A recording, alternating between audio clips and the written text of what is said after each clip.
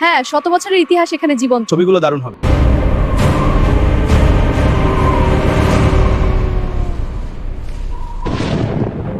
বাংলাদেশের সবচেয়ে রহস্যময় পুরনো জায়গাগুলোর মধ্যে একটি হলো পানামা শহর।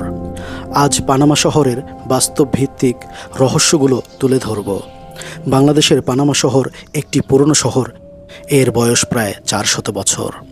এক সময় এখানে ধনী ব্যবসায়ীরা জমিদারদের সাথে ব্যবসা করত, কিন্তু কালের পরিবর্তনের সাথে সাথে শহরটা পরিত্যক্ত হয়ে যায়।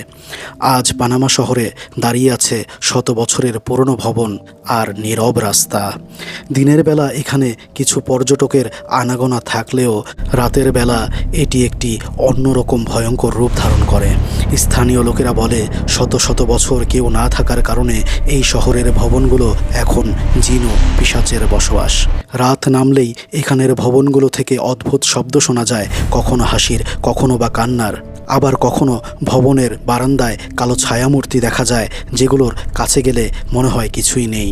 তাই তো এই শহরের স্থানীয় লোকেরা বলে, পানামা শহরের পরিত্যক্ত ভবনগুলো দিনের বেলা খালি মনে হলেও রাতের বেলা অশরীরীদের উপস্থিতি টের পাওয়া যায়।